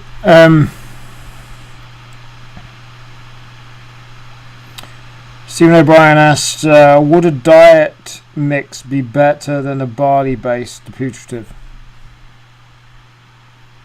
If you're happy with that, then yeah, no problem at all. As I said, it's just my way. They only have the purative on a Saturday afternoon, and a Sunday morning. That's it, with the buttermilk on, and we've had no issues with it at all. Okay. Lots of questions, guys. No problem. That's what I'm here for. I want to help everybody I possibly can. I'm trying to do them in some order, guys, so apologies if they're really late being asked, but we've got a lot coming in. Pompey asked, did Gary darken loft between exercise to let them rest, and are they locked in a box between exercise? No, they're not. They give freedom of the loft, and the boxes are halved off. They're just normal conventional widow boxes. They're halved off, so the sits on one off with his feeding pot. The nest ball's the other side, which you can't get to, turned upside down. Darken of the loft, we have done that before to keep them calm. But I find that that's not a necessity, or we found it's not a necessity, but for hens it's a different ball game, which, as I said, we'll talk about hens on a different broadcast. So nothing against darkening the loft. And quite, it is good to keep them calm and quiet, but we didn't do it in the end, no. Okay, Les Costa says, I've noticed a lot of the top lofts have thin ply above the nest boxes in front to stop the drafts. Yeah, that's right, because they want the ventilation coming above the heads of the pigeons. The pigeon needs to be in an happy environment. If the pigeon's happy in the loft, you're 2/3 of the way there. And the ventilation is key.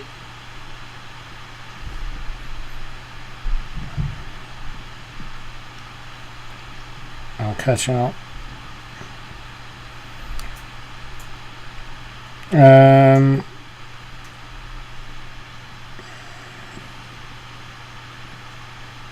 Do you feed the chain? Do you change the feeding if you can't get them out in bad weather? Have we already had that question? I don't think we have we? No, don't change the feeding at all. Even if they're not exercises, the pigeons will tell you. If the pigeons aren't burning any energy, then they won't eat as much. So no, I wouldn't change the feeding at all. Okay. I think this is a good question to re-ask, James. So thank you for asking it for anybody that's joined since. The breakfast mix, can you go through what that was again, please, mate? Yeah, no problem. Right. You need these 10 straight mixes, which is 1 bag of mung beans, 2 bags of paddy rice, 1 bag of buckwheat, 1 bag of plain canary, 1 bag of groats, 1 bag of black rape, 1 bag of linseed, 1 bag of hemp, 1 bag of safflower. Mix as follows: 1 scoop of mung beans, 2 scoops of paddy rice, half a scoop of plain canary, 1 scoop of buckwheat, 1 scoop of groats, half a scoop of black rape, half a scoop of linseed, 1 scoop of hemp, 1 scoop of safflower. When I say a scoop, you can buy a measuring pot from, or most corn makers will give you one. It'll have their brand on it. It'll say Bad Roby's on front or Base Log, whatever, and it owns a kilo of corn. So if you're using 1 kilo of mung beans, use 2 kilos of paddy rice. When it says a scoop, you can use just a normal measuring jug out of your own cupboard if you want. But whatever you do, use 1 leveler. When it says 1 scoop, 2 scoops of the other, half a scoop. That's what it means. Great, thank you.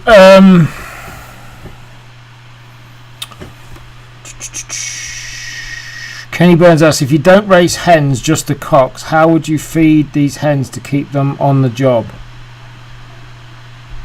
Do raise hens. Did raise hens.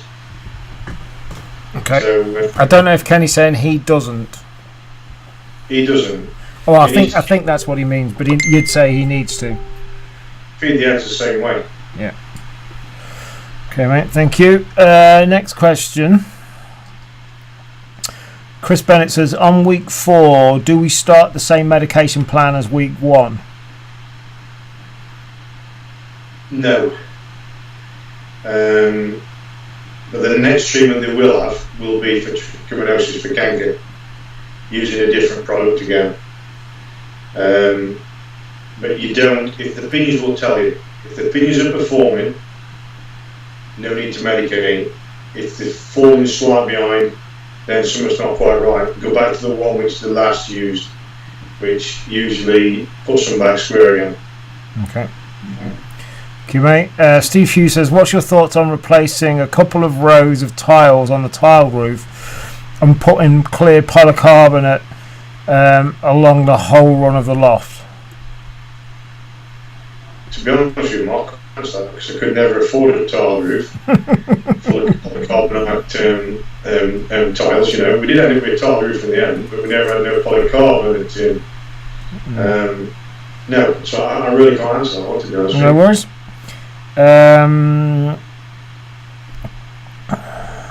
Gaz Pigeon Hall says, I think sorry, I'm skipping ahead some. It's hard. There's so many people watching. Right, we'll go with John Farrell because he asked this question quite a while ago. Mark, can you ask Gary what his thoughts on humidity in the loft and how does he deal with it? It's a serious problem. For example, most lofts will have humidity now because unless you've got heating in there, because it's been no but rain for weeks and weeks on end, and that's usually when the humidity is the problem. In the racing season, we don't, or we shouldn't, like I say, our weather's unpredictable, get a lot of rain, so there should be a lot of humidity. If you'll feel it yourself when you walk in the loft, put your finger on the dust, and that'll tell you if it's damp. Damp loft's no good. The ventilation's wrong if you've got a damp loft. You can buy humidifiers, you know, but I've never used an humidifier in a pigeon loft. Like I say, keep the ventilation above the pigeons. Keep the damp lies on the floor and it rises in the morning. That's if you've got vents in the bottom loft, that's where the damp will come in the loft. Keep the vents in the top and you won't have much trouble with humidity. But it is a serious problem if we have. Thank you, mate. William Dean says, do you lower your pH? Well, the pH is lowered by the water standing for 24 hours. There's very little pH in it. Just naturally pH happens. is the thing which affects the antibiotics and the multivitamins, etc. Okay, next from Chris Davis. When selecting a bird for the race, what do you look for with regards to the wing and a flight thrown? Cocks will mostly hold a full wing, you know, which is if you go on natural. But I always taught that 7 3/4 is the perfect wing for channel racing. It shows the pigeons in tip-top form, and the pigeon which won Who Dares wins this year, young bird, 10 hours and 19 minutes, had 7 3/4 flights in. So Widowhoods will probably have 9 flights in going to channel racing because they'll chuck, and if they chuck, they're in form. Cool. Stephen O'Brien has hooked up this to his TV and it looks great, he says. So that's amazing, Stephen. Thank you.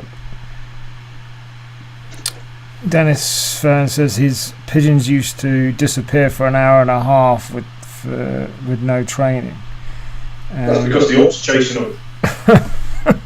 Yeah, Dennis is pestered. I know Dennis quite well. Oh dear. Dennis is in a real difficult place for the raptor situation, trust me now. And he's a real nice bloke and he's got some really good pigeons that it must be the corn you keep fetching from here, Dennis, what's making them fly. Cy James says, what does Gary look for as signs of form or super form in his Widowhood cocks? Yeah, good question. You want a cock which has been coming pretty good on land.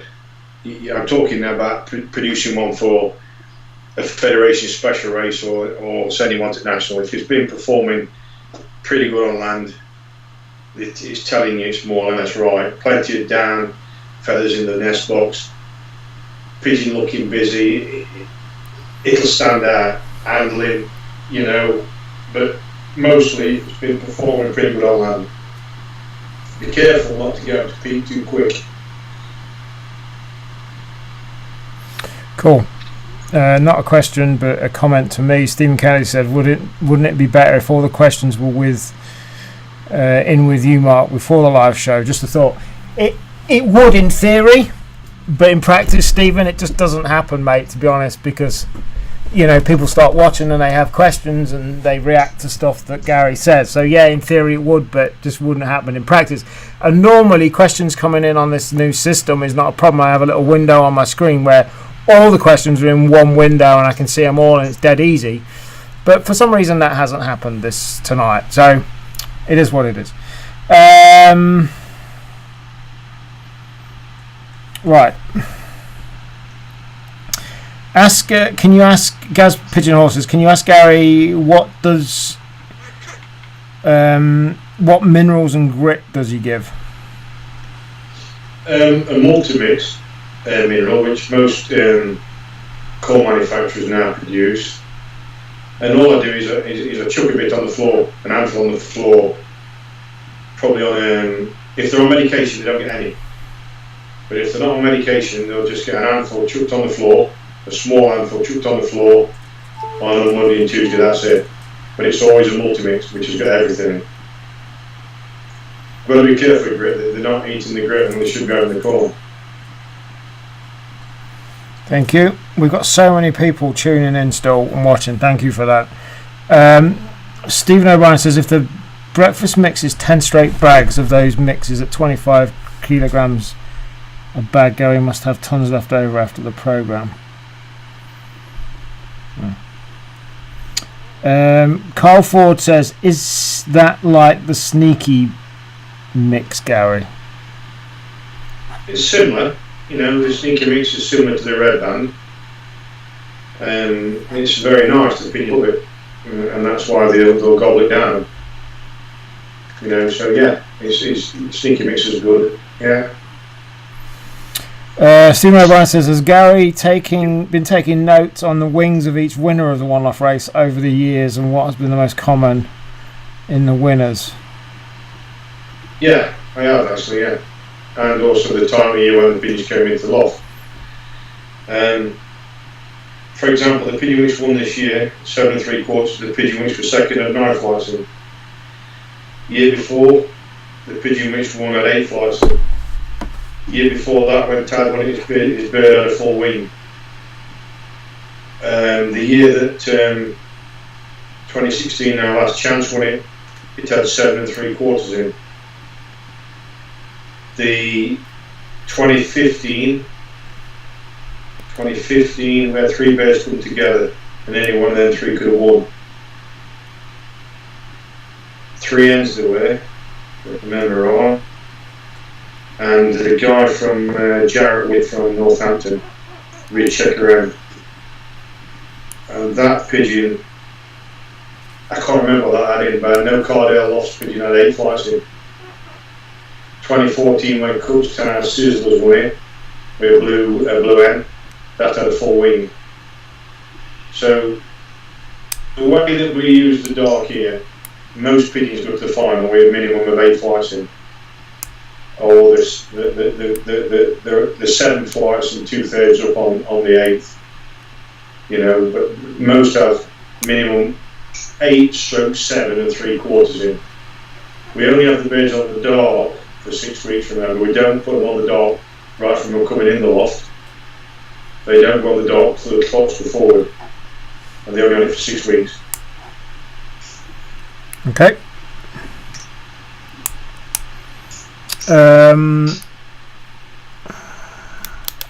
John Glemso, well, John from the US asks, are the cocks on lockdown?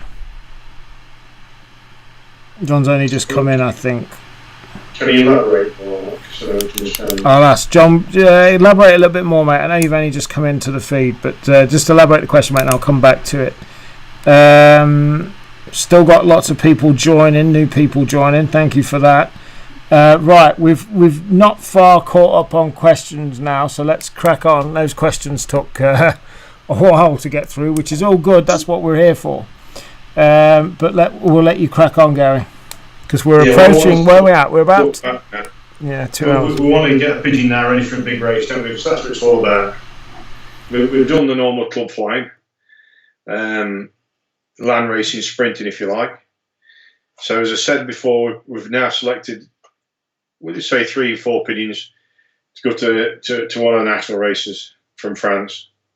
So the feeding changes for these pigeons over 2 weeks, where they get far more carbohydrates. And what we're trying to do, we're trying to give them that extra oomph prior to basketing. So we'll continue to train them hard. But these pigeons going to channel won't have seen their ends for 2 weeks. But there's various ways that you can give these pigeons the extra. One, you can treat them on a Sunday, Monday and Tuesday, even for worms. Just on just 1 day treatment with moxidectin. On a Tuesday, we'll give them that lift. Or you can treat them Sunday, Monday, Sunday, Monday and Tuesday for respiratory, or Sunday, Monday and Tuesday for canker. But what I find is very good is to vaccinate them, inject them with Catasol on a Tuesday or a Wednesday, because it's very rich in vitamin B12, and it promotes the energy and improves the oxygen in the blood. And the dosage is 0.2 per pigeon, and that'll give them that lift prior to basketing. You didn't know that one, Stuart, did you? I kept that one to myself, actually, but I've let it out now. And I found that really does give them that bit of jump, bit of oomph. But any one of the other 3 will give them that lift. Basketing is usually in the morning for big racing. Other than fed races, they race in the afternoon, but usually on national racing is done in the morning. So what we'll do here is we'll lock the cock in the box with his hen, and we may only have 4 pigeons in that section, remember, with the national. So all the other hens can fly out of the boxes and fly up to the box, try and get in the box, because these 4 cocks have got their end, the others haven't. And then we take them 4 cocks, we let them do this for about 5 or 10 minutes, probably longer, 15 minutes. Then take these 4 cocks out, for example, or whatever cocks you decide to send to this race, take them out. So them cocks have gone thinking, hang on a minute, my partner's in that section with them other cocks. That's the motivation itself. You can get, as you say, you'll find out which pigeons like which motivation, because they're not all the same. Every different pigeons want different motivation. You'll mostly crack it by accident, what pigeon wants what. And that's what I would do to produce a pigeon for a big race. They need to have that bit of oomph. To give them that bit of oomph is some form of medication. Just gives them that lift. And that's what wins the race.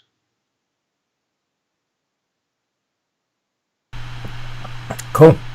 Right, a couple more questions coming, mate. Can't hear you. Couple more questions coming. Sorry. You can hear me now, yeah? Yeah, I can hear you. Sorry, I was muted. I mute it so nobody can hear me and any feedback. Stephen O'Brien, what is Catasol? It's made by Bayers, same people who make. You can get different forms of it, but I used to get it from Bayers, the Bayers one, same one who make the proper Baytrol, and it's just a liquid. You can even put it in the water, just a liquid form which is very rich in vitamin B12. It's not it's just a boost, gives the pigeon a boost. As I said, it promotes the energy and it improves the blood, the oxygen in the blood. It gives the pigeon a real lift. And it's I find use it as a inject with it is the best. It's an injection, yeah. That's Stephen's question next. John Glamson's come back. He said, are the cocks on lockdown? So are they in the box and fed in the box all week, or are they free in the loft? You said they were free, didn't you? Yeah, they're free in the loft, but they're fed in the box. There you go, John. You can use what's called reverse widowhood by locking them in the box and don't let them have freedom of the loft. Or you can take the cocks out of the loft and put the ends in where the cocks have been and fly the cocks out of the ends boxes. That also brings pigeons back to form. There's 1,000,001 permutations. As I said, and widowhood is a very, very fine line. But what I've talked about tonight will certainly help a hell of a lot of people, trust me.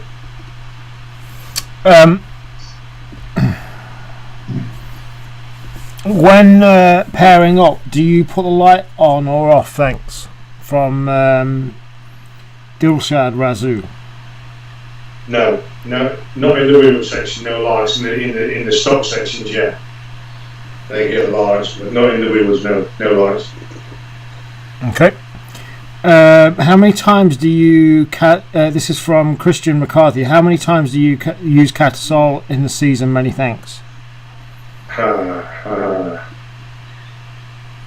Good question. It's got me thinking about it, actually, because I've used it twice on one pigeon before, and the second time it didn't have the same effect. It's one good hit, and then I'd be looking to use something else to give it a bit of oomph before I send it to the next channel race. I know some people use antibiotics every week to get them a lift, but the pigeons are knackered after 2 years. It's not the way. You've got to pick your races and pick the certain pigeons for that race. Yeah, that makes sense.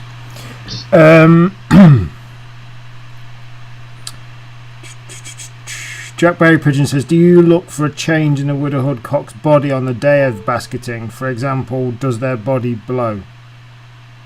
Yeah, they should be busting open, shouldn't they? If they're on form, you shouldn't even need to peel the breast back to see its keel. It should be busted wide open.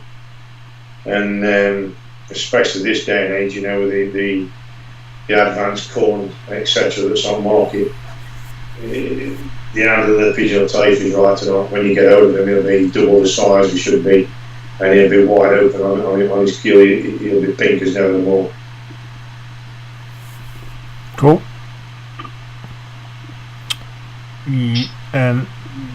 One second. Technical issues, not.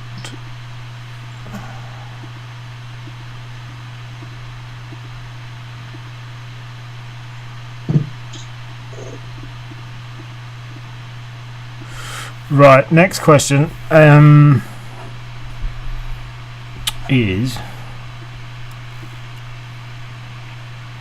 John Glemser watching in New Jersey says thanks very much. No worries, John. Gary's here to help. Scott Barron says brilliant, Gary and Mark, just what us novices need, great info, thanks. About caught up on questions for now, mate, so you crack on as you want. Well, we're virtually there, Mark, now. We've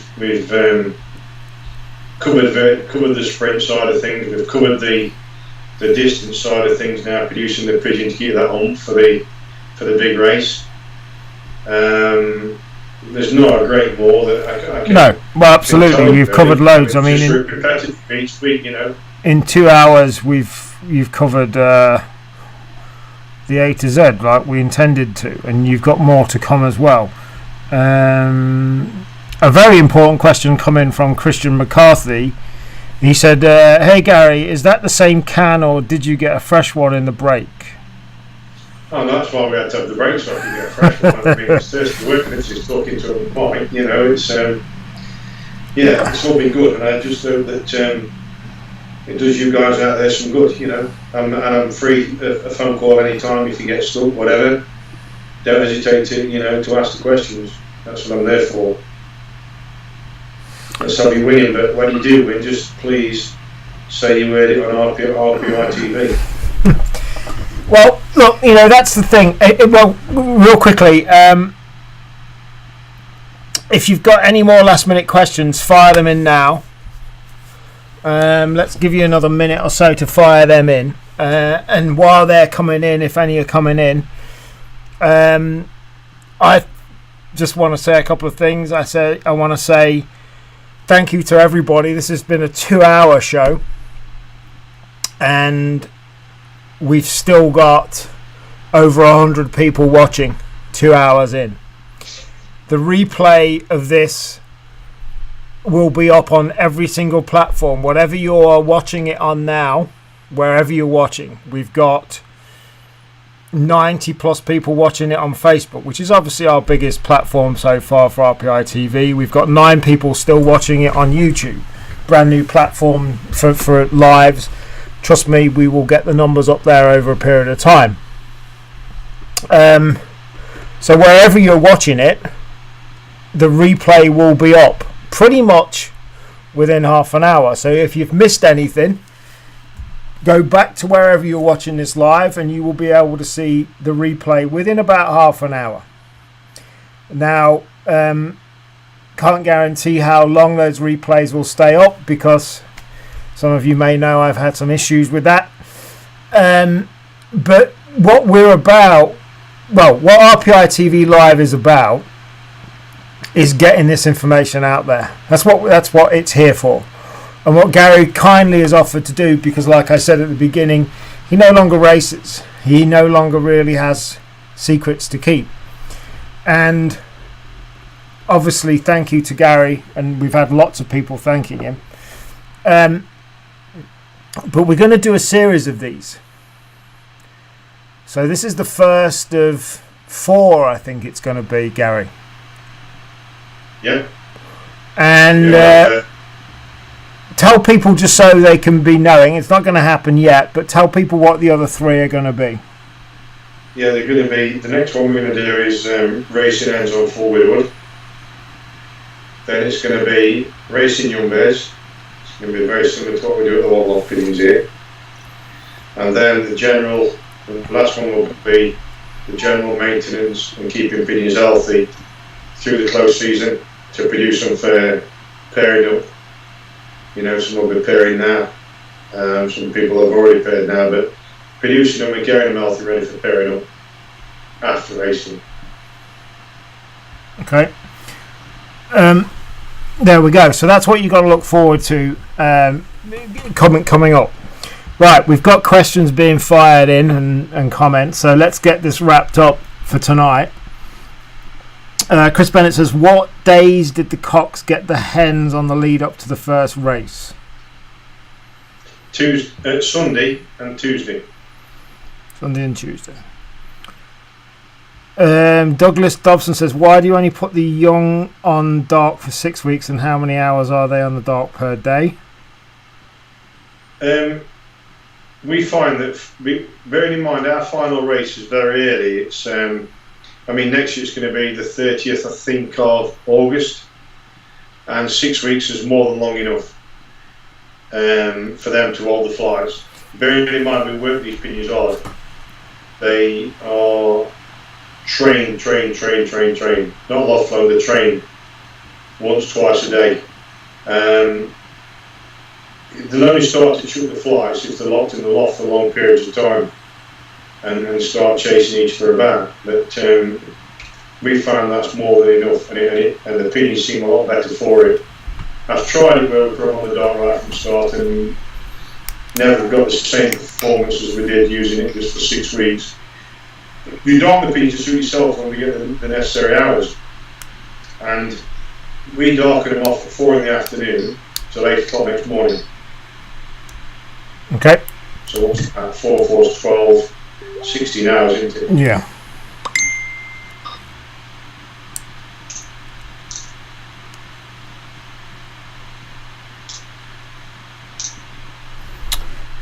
Sorry, next question is... I'm dealing with comments that have come in. Frank Moscow says, thanks from California too. I'm glad you're replaying. Time change across time zone makes it hard. Yeah, that's why the replay will be up there, Frank, wherever you're watching it.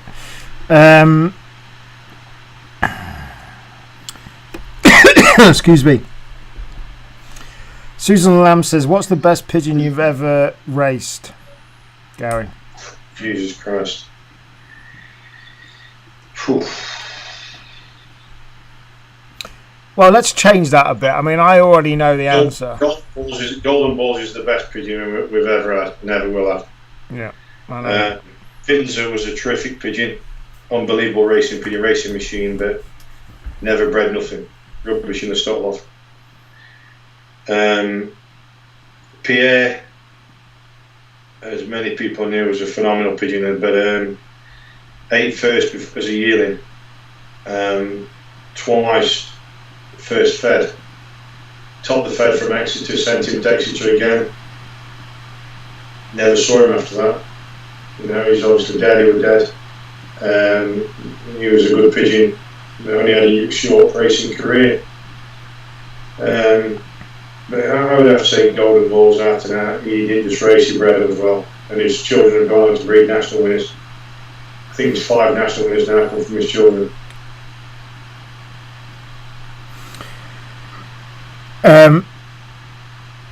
Thank you, mate. Right, we've got a bunch of questions fired in on on Facebook, and I'm kind of cutting it now. So these questions are the last ones that we're going to be asking tonight, because we could just go on forever.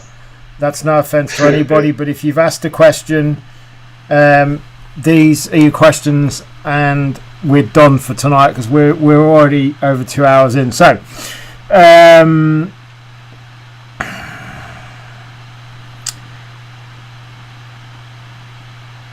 Chris Davis, what do you use to disinfect the loft? I have to mention one pigeon, a special pigeon and all. This is just, you know, don't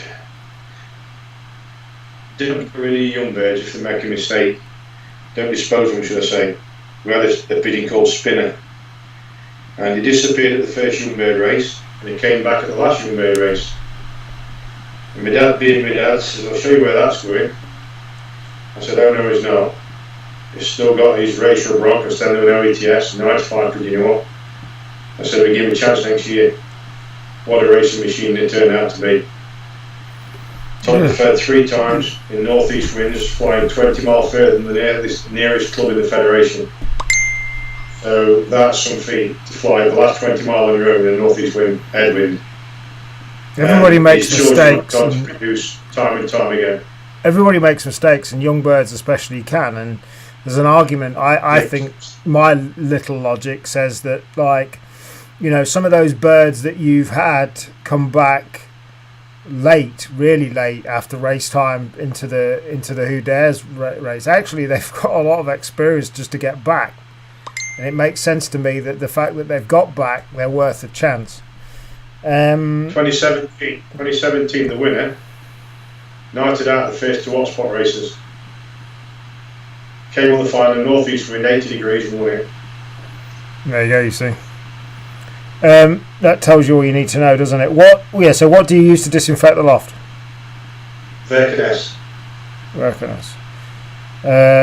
Stu D. Bellamy says, thanks for loaning me the egg cup. Ask you if it's improved his performances. Well, he can hear you. So I know it had. Bill Buxton says, thanks, very good, but he's up at 10 to 5, so he's going to bed. No worries, Bill. I hope you enjoyed it. Dennis Fern, what's the best strain for sprinting? Open-ended question, that, and probably another discussion for another night, Dennis, with all due respect, because we could talk about half an hour on that, and I think there's some other people that I'd love to get on with Gary to discuss that. So we'll talk about that another time. But damn good question, but let's use that for another one if we can. Another topic. Come and see me, Dennis. Hey? Tell Dennis to come and see me. We can hear you. But I tell you what I'd like a debate with a few people on that.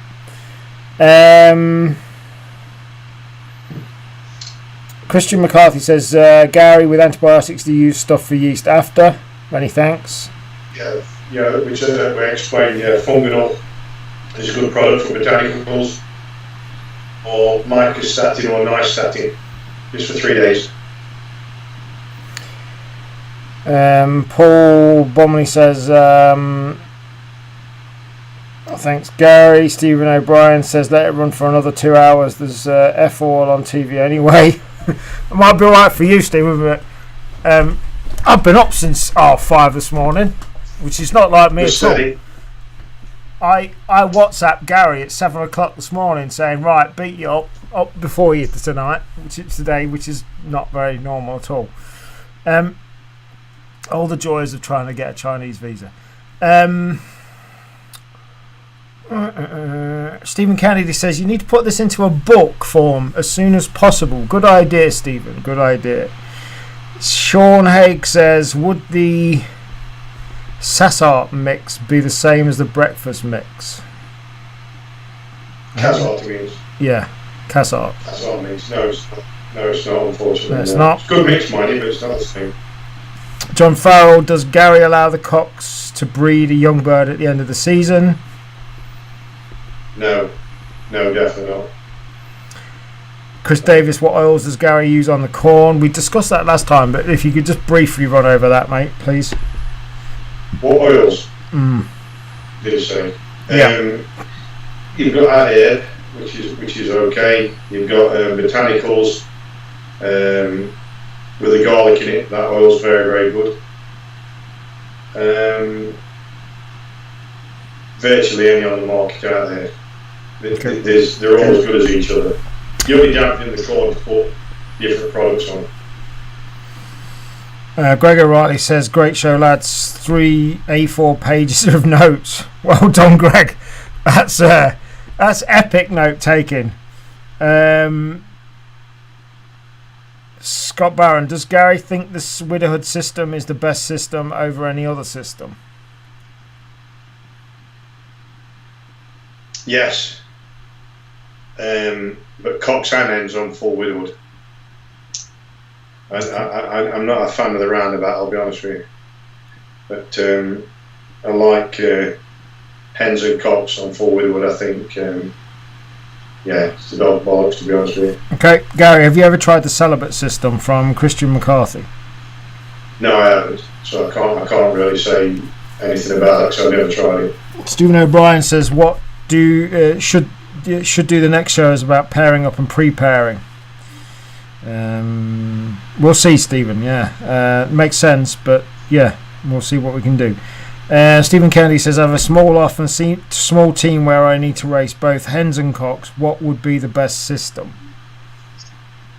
Same full widowhood. But use your cocks first. And then you only want half a dozen anyway. You know, quantity. It's quality, not quantity. And then bring your hens in after the third race. You want your hens for channel. Hens, or pistol or cocks on channel, definitely. It's a different ball game. You know, the hens. I love hens, I'll be honest with you now. If I started racing tomorrow, I'd have a lot for hens on widowhood. Interesting.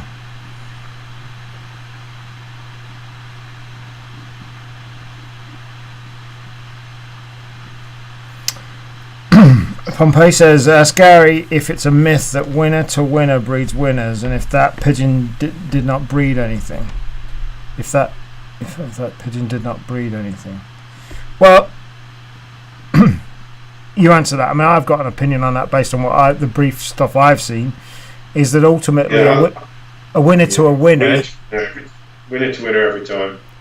Has got to be done. But pins have never produced nothing. Pins have produced nothing, no matter what I would put him to. But I don't know. He probably had 14. I don't know. He had lots first, but he lived the rest of his life in the loft. You know, we used to float eggs under him, but he never produced anything after him. He was a freak. I mean, just because a bird's won doesn't mean it's going to breed winners, does it? And it's about a combination as well with its mate and stuff. The genes are fine, you know, but winner to winner, you won't be far wrong. 90% of the time, you won't be far wrong.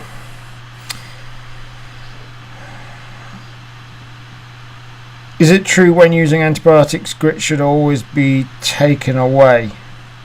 Chris Davis. Yeah, definitely, yeah. Yeah, it has an effect on the antibiotic. So yeah, always no grip. No grip, and you know, many vets have told me that as well. No grip when using antibiotics. Okay. Stephen Kennedy says thank you very much, Gary. Right, that is about it, guys. We've just about caught up on all questions. If I missed any, apologies. I tried my best to monitor all that we can. So again, thank you for watching. We've had a lot. We've had hundreds, if not thousands, of people watching. We've still got people watching on every single channel I can see. We've got about 80 people watching on Facebook. Even now, we said we're finishing, which is great, and we've still got 11 people watching on YouTube, which is amazing, considering we really haven't done much on YouTube. I want to thank you all for watching.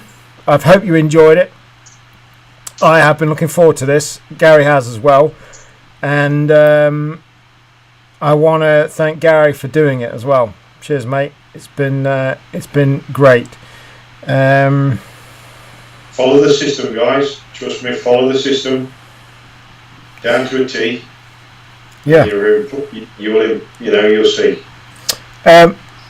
Anthony, I will hold that question for another time, mate. About distance stuff. Yeah, great. Thank you everybody for watching. Much appreciated, and it means a lot that people like to watch so much. You know, it does mean a lot. And I can't get the camera to work properly. 1 second. Yeah. Go away, camera. Sorry. So slick on this. I should have been a producer. You don't need to hear me. Thank you for watching, folks. As usual. Well, you've got a lot of thank you coming in, by the way.